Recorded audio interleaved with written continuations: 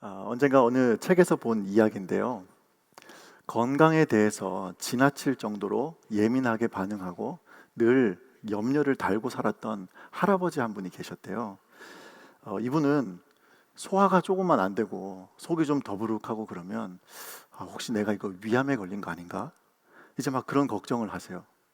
또 좀 두통이 찾아오고 머리가 좀 어지럽고 그러면 이거 혹시 뇌종양 아닐까?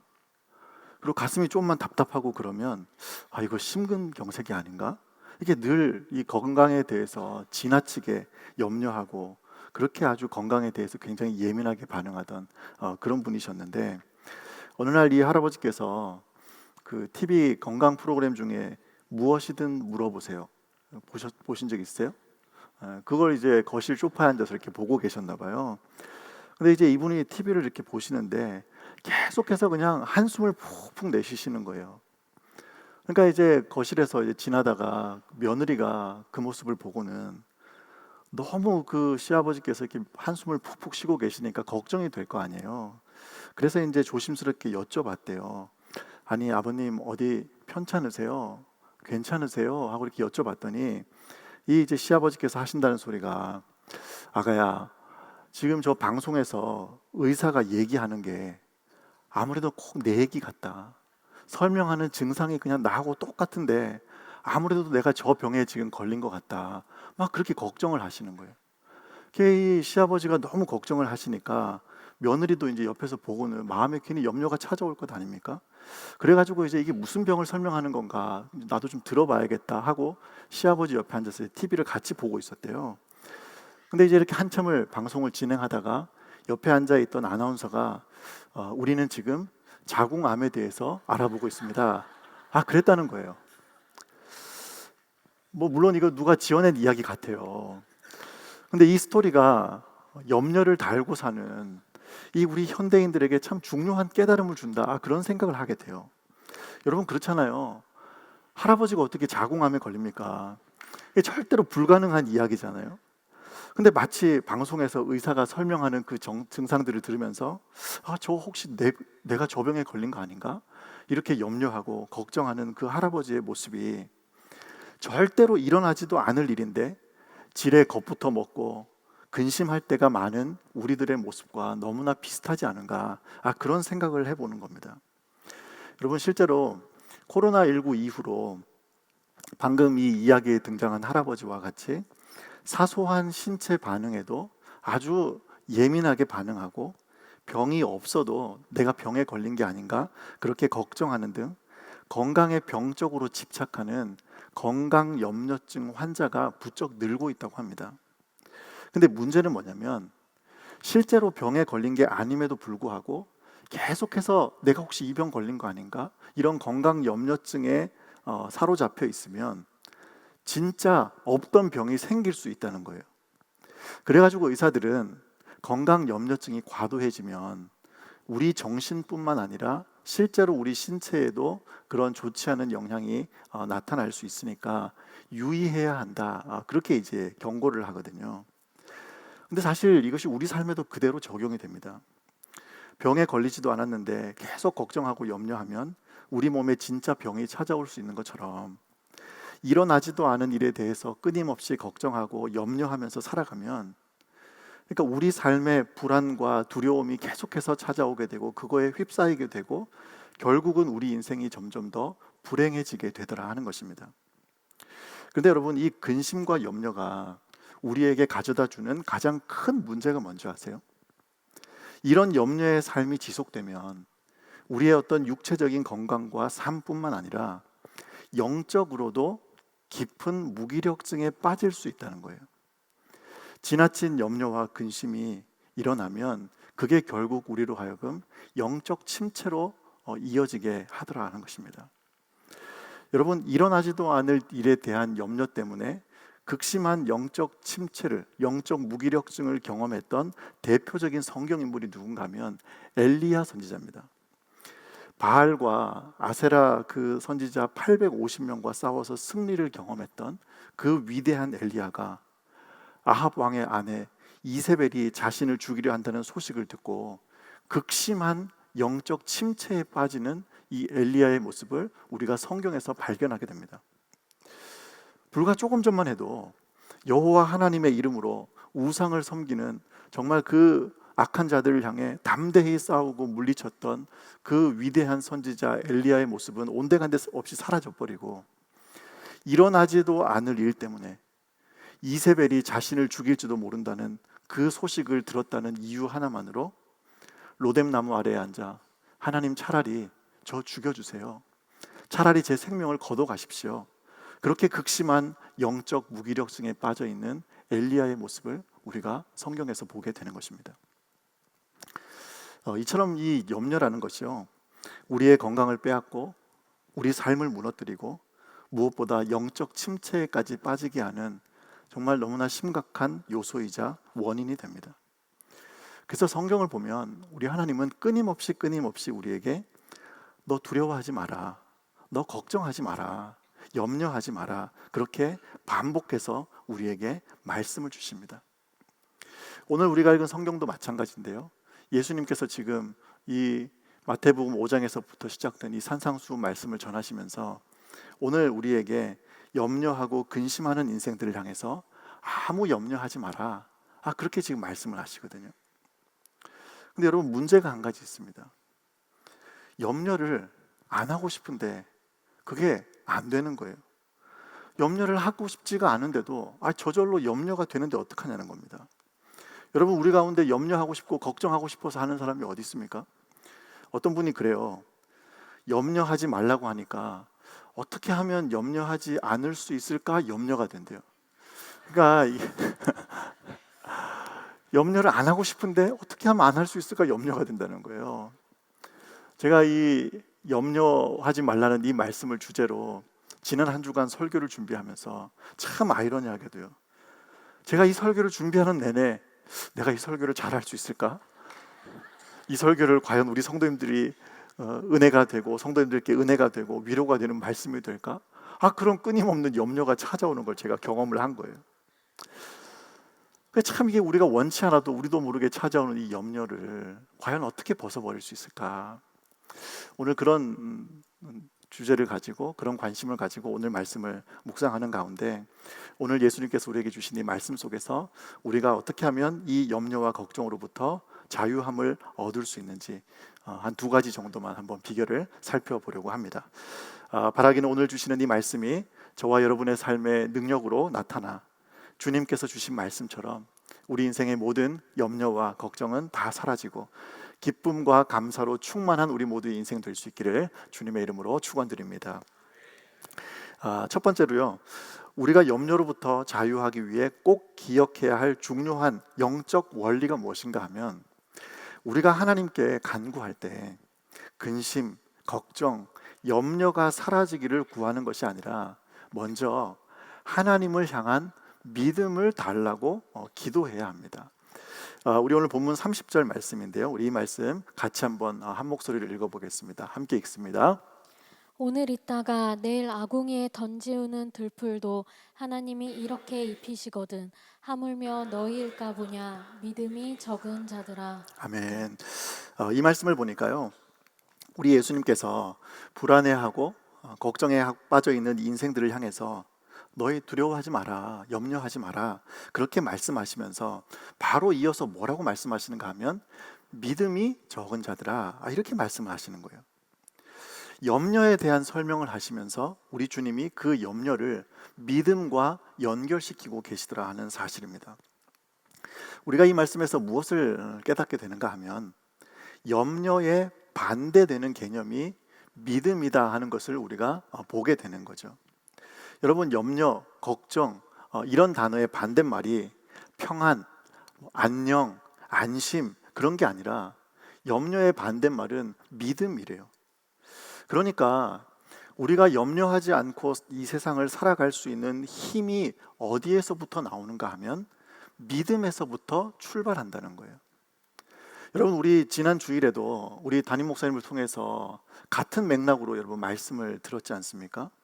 하나님께 나아가는 자는 반드시 그가 계신 것과 또한 자기를 찾는 자들에게는 상 주시는 이심을 뭐 해야 된다요? 믿어야 할지니라 그랬습니다. 그러니까요, 우리에게 어떤 문제가 찾아오잖아요. 그러면 자연스레 따라오는 것이 불안이고 걱정이고 염려이고 두려움인데, 그때 우리가 하나님께 구해야 할 가장 중요한 기도가 무엇인가 하면, 하나님, 저 이 문제 때문에 걱정하지 않게 해주세요. 하나님, 저 모든 염려로부터 좀 해방되게 해주세요. 이 문제들을 하나님 좀 해결해 주세요. 이런 기도가 우리에게서 터져 나오기 이전에, 하나님, 저에게 믿음을 주세요. 지금도 하나님께서 살아 역사하시고 하나님만이 제 삶을 주관하시는 분임을 확신하며 나아가는 믿음을 주시옵소서. 여러분, 이 기도가 우리 입술에서 고백되어야 할 줄 믿습니다. 제가 지난 7월 말부터요, 우리 담임 목사님과 우리 당회 장로님들의 특별한 배려로 한 달간 제가 안식월을 가졌습니다. 한 달 정도 안 보이니까 어떤 분들은 이제 제가 교회를 사임한 줄 아시는 분이 계시긴 했는데, 지난해 우리 담임 목사님께서 6개월간 안식월을 가지시는 동안 그래도 제가 교회를 지키느라고 수고 많이 했다고 특별한 선물을 주신 거예요. 그래가지고 제가 아주 특별한 그 선물을 받고 한 달 동안 정말 평안한 가운데 잘 쉬고 정말 그야말로 참된 안식을 누리고 왔습니다.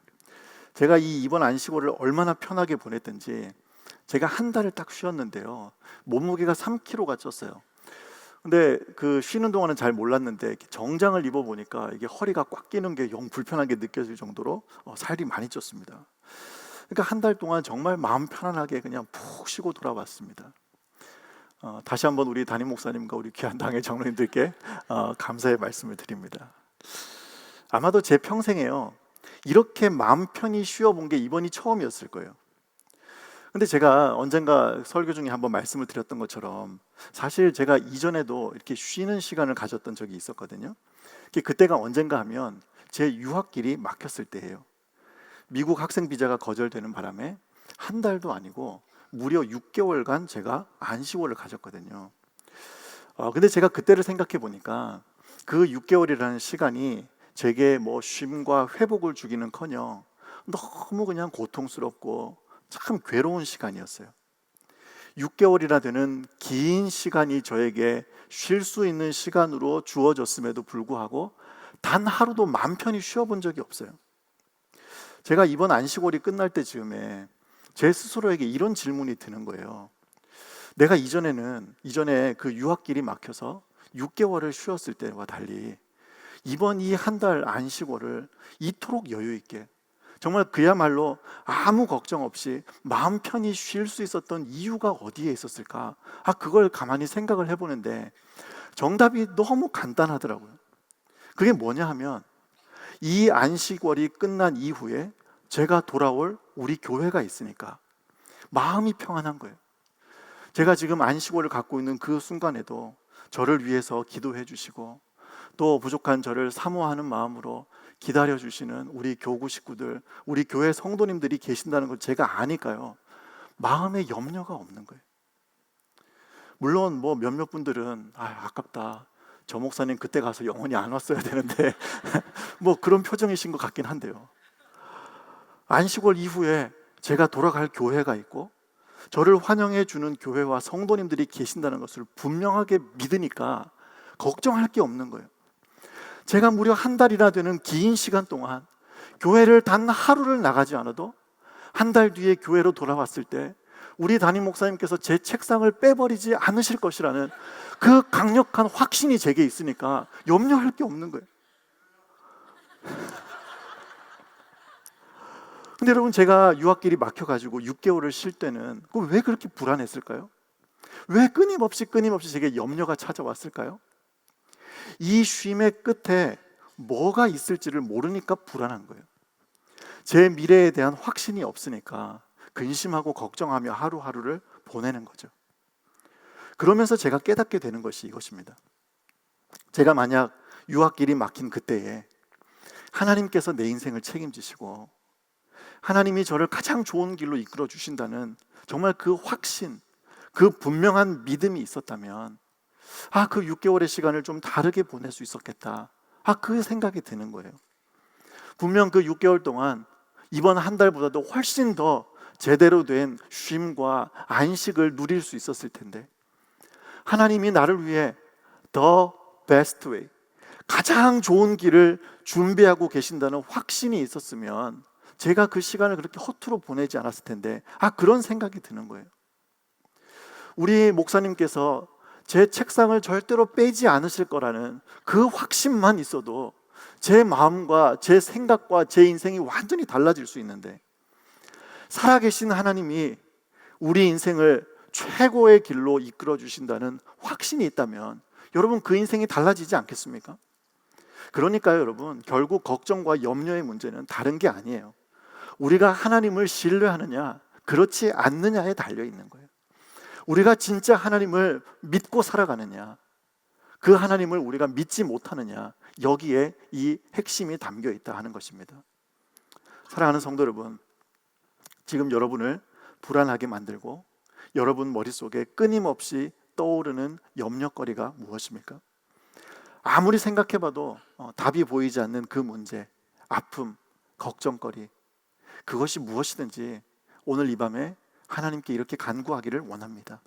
하나님, 저에게 믿음을 주시옵소서. 하나님만이 내 인생의 주인 되시고 하나님께서 내 삶을 언제나 가장 선한 길로 인도하시며 나에게 가장 좋은 것으로 채우시는 우리 아버지이심을 확신하는 믿음을 주시옵소서. 지금 내 눈앞에 찾아온 이 모든 문제와 아픔과 고난들을 좋으신 우리 하나님께서 반드시 합력하여 선으로 바꾸신다는 분명한 믿음을 가지고 살아가게 하여 주옵소서. 이렇게 기도하는 이 저녁 되기를 간절히 소망합니다. 그럴 때 우리 속에 있는 모든 염려는 사라지고 오직 주님만 바라보는 믿음으로 승리하는 인생으로 우리를 인도해 주실 줄 믿습니다. 그 은혜와 축복이 오늘 여기 있는 우리 모두에게 넘치기를 주님의 이름으로 축원드립니다.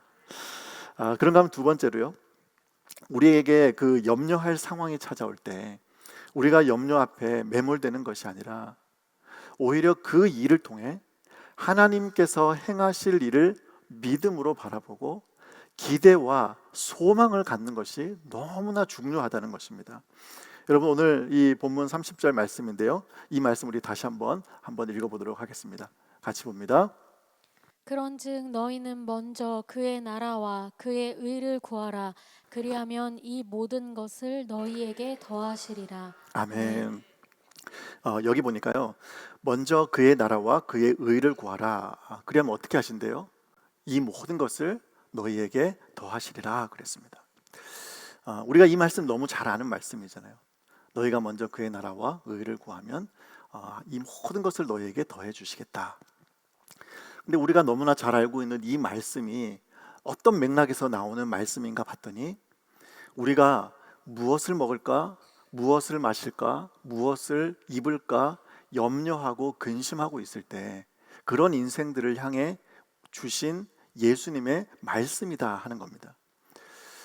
먹고 살 길이 막막하고요, 인생의 어려움이 찾아오고 말할 수 없는 답답함이 몰려오는 그 순간에도 하나님을 신뢰함으로 우리 하나님께서 나를 선한 길로 인도하신다는 믿음을 가지고 먼저 하나님의 나라와 의를 구하며 살아가면 하나님께서 우리에게 필요한 모든 것들을 다 더해 주시겠다, 그렇게 약속을 하시는 거예요. 이 말씀에서 우리가 중요한 영적 교훈을 한 가지 더 발견하게 되는데요, 그게 뭐냐면 우리 하나님은 우리가 생각하고 우리가 기대하는 것보다 훨씬 더 큰 일을 행하시고 우리가 구하는 것보다 훨씬 더 좋은 것으로 채워주시는 좋으신 하나님 아버지시다 하는 사실입니다.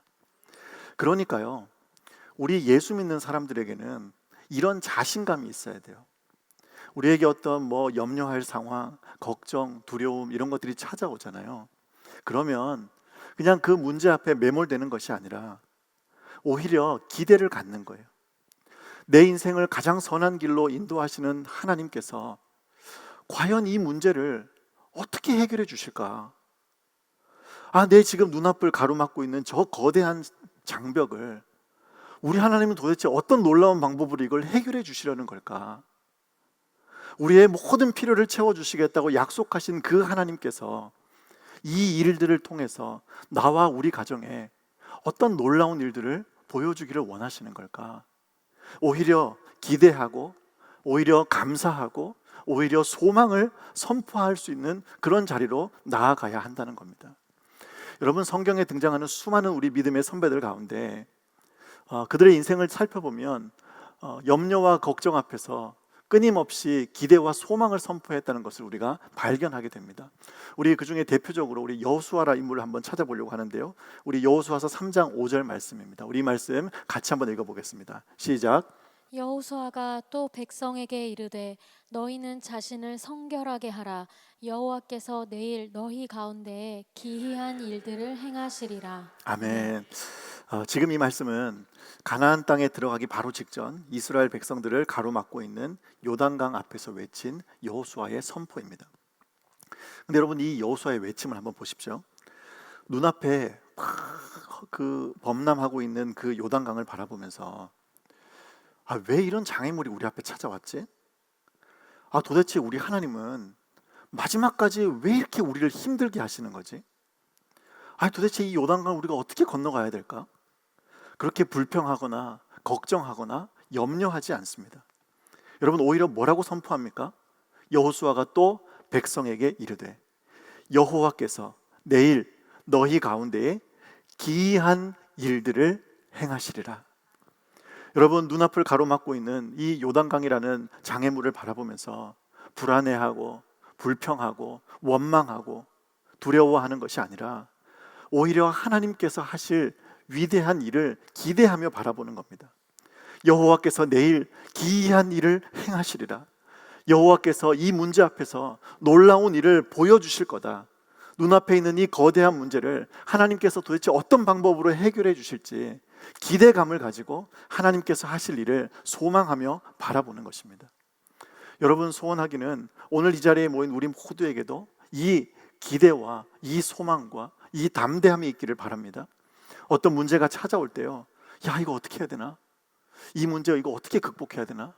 도대체 이걸 어떻게 해결할 수 있을까? 그거에 우리의 마음을 빼앗기고 그런 생각에 우리가 매몰되는 것이 아니라 오히려 기대를 갖는 거예요. 우리 하나님이 도대체 이 문제를 통해 무슨 일을 보여주실까? 아무리 생각해봐도 해결되지 않을 것 같은 이 일이 하나님께로부터 말미암아 어떤 방법으로 해결될까? 기대하는 마음으로 선포하고 하나님께 소망을 외치며 나아가는 그런 우리 모두가 될 수 있기를 간절히 소원합니다. 얼마 전에요, 저희 교구에 집사님 한 분이 기도를 부탁해 오셨어요. 아직 30대 후반의 젊은 여자 집사님이세요. 근데 이분에게 이제 생각지 못한 어려움이 찾아왔는데 무릎 뒤쪽에 낭종이 하나 생겼대요. 근데 이 혹이 동맥과 너무 가까운 곳에 자리를 잡고 있으니까 이게 너무 위험하다는 거예요. 그래서 이 낭종 제거 수술을 받아야 되는데 문제가 뭐냐면 이 낭종이 위치하고 있는 그 자리가 너무 좋지 않으니까 여러 병원들을 찾아가 봤는데 의사 선생님들이 수술을 못 해준다고 그냥 계속 거부를 한다는 거예요. 그러니까 이런 분 같은 증상이 굉장히 희귀한 케이스라 의사 선생님들이 손을 대고 싶어 하지를 않는데요. 그래가지고 제가 이제 집사님, 그러면 수술을 안 하면 어떻게 됩니까? 그냥 수술 안 하고 그렇게 살면 안 되냐? 그랬더니 병원에서 한다는 말이 이 낭종을 제거하지 않으면 이 혹 때문에 다리가 괴사가 될 거다. 그렇게 이야기를 한다는 거예요. 가만히 놔두면 다리가 괴사된다 그러고 수술해달라니까 수술을 못 하겠다 그러고, 이게 얼마나 이 난처한 상황이에요. 여러분, 이 30대의 젊은 나이에 이 여집사님이 얼마나 그 가슴이 무너졌겠어요. 그래서 지난 2주 전에 우리 담임 목사님께 안수 기도를 받고 몇 군데 또 다른 병원들을 찾아가서 검사도 받고 이제 치료 방향을 어떻게 해야 될지 그렇게 알아보는 중인데, 바로 이제 지난주에요, 어느 병원 한 군데를 이제 다녀오신다는 얘기를 듣고 제가 이제 집사님께 연락을 드렸어요. 집사님, 이번에 다녀오신 병원에서는 뭐라고 얘기를 하던가요? 그리고 혹시 뭐 이후에 치료 방향에 대해서 뭔가 좀 말씀을 나누셨나요? 이렇게 이제 여쭤봤어요. 그랬더니 이제 이 집사님께 이런 답장이 왔어요. 제가 그 집사님께 받은 그 메시지 일부를 제가 여러분들께 소개를 해드리겠습니다. 목사님, 안녕하세요. 병원에서 수술을 해야 하는 건 맞는데 수술이 가능한지는 추가적인 검사를 더 해봐야 알 수 있다고 해요. 제 케이스가 워낙 희귀한 사례라 외국에도 거의 없다고 해요. 이런 경우를 처음 본다는 의사들도 많네요. 그래도 지금까지는 병원 갈 때마다 수술 못 해준다고 계속 거절만 당해서 너무 힘들었는데, 이번에는 처음부터 거절은 안 해서 다행이네요. 제가 병원 이곳저곳 다니면서 하나님께서 일하시려고 그러시는구나, 저희 가정에 함께 하심을 보여주시려고 제가 의사들에게 어렵다는 소리를 귀로 직접 듣게 하시고 하나님께서 치유의 기적을 보이시려고 하시는구나, 굳게 믿고 더 기도하게 되었어요. 아이들이랑 예전처럼 놀아주지 못해 너무 미안하지만 그래도 오른쪽 다리가 아니라 운전이 가능해서 요즘 저는 감사로 지내고 있습니다. 이런 메시지를 제가 받은 거예요. 제가 설교를 준비하던 중에 이 메시지를 받았거든요. 근데 이 문자를 보는데 그게 마음에 감동이 돼요. 바로 이 대목이 너무너무 감동이 되는 거예요. 하나님께서 일하시려고 그러시는구나, 저희 가정에 하나님이 함께 하심을 보여주시려고, 하나님께서 치유의 기적을 보이시려고 하는구나, 굳게 믿고 더 기도하게 됐습니다. 그래서 저는 요즘 감사로 지내고 있습니다.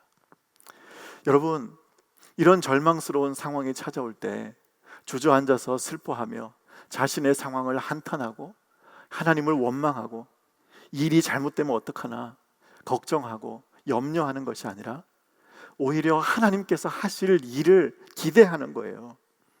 의사들은 다 어렵다고 하니까, 사람은 안 된다 그러니까, 그러면 이제 진짜 하나님 일을 시작하시려나 보다, 하나님이 이 일을 통해서 내 삶 가운데, 우리 가정 가운데 놀라운 역사를 보여주시려나 보다 믿음으로 고백하며 기대와 소망을 선포하는 겁니다. 여러분, 저는 이것이 우리 믿음의 사람이 가져야 할 중요한 삶의 모습인 줄 믿습니다. 물론 조금도 염려가 되지 않는다면 거짓말이겠죠. 여러분, 왜 걱정이 없겠어요? 얼마나 두렵겠어요? 그럼에도 불구하고 염려 앞에 무너지지 않는 겁니다. 찾아온 문제를 보고 주저앉지 않는 거예요. 그리고 힘을 내어서 오히려 기대함으로 하나님 하실 일을 소망을 품고 선포하며 나가는 겁니다. 하나님 이제 일하여 주시옵소서. 하나님의 살아계심을 드러내는 간증의 주인공으로 저를 사용하여 주시옵소서. 믿음으로 소망을 선포하며 기대감을 가지고 나아가는 것입니다. 그렇게 큰 어려움, 그 엄청난 문제를 마주하면서도 조금의 흔들림도 없는 인생, 하나님께서 이 일들을 다 해결해 주실 거라는 믿음이 있으니까 오히려 자신감을 가지고 태연히 그 모든 일들을 받아들일 수 있는 마음, 뿐만 아니라 그것을 뛰어넘어 과연 이 일들을 통해 하나님께서 어떤 놀라운 역사를 이루어 가실지 기대하고 소망하는 믿음, 저는 우리 하나님께서 이 귀한 집사님의 믿음을 기쁘게 보시고 그분의 입술에서 선포되는 기대와 소망 그대로 응답되는 역사를 허락해 주실 줄 믿습니다. 이 자리에 함께하는 우리 귀한 성도님들 가운데도 분명 눈앞에 찾아온 답답한 현실로 인해 아파하는 분들이 계실 겁니다. 여러분, 이 시간 여러분의 그 염려와 근심이 기대와 소망으로 바뀌게 되기를 축복합니다. 하나님께서 여러분의 인생을 놀랍게 역전시키시고 하나님의 살아계심을 간증하는 축복의 도구로, 간증의 주인공으로 사용해 주실 줄 믿습니다. 이 믿음과 확신으로 모든 염려와 근심을 떨쳐버리고 담대히 기대와 소망을 선포하며 나아가는 우리 모두가 될 수 있기를 우리 주님의 이름으로 간절히 축원하고 축복합니다.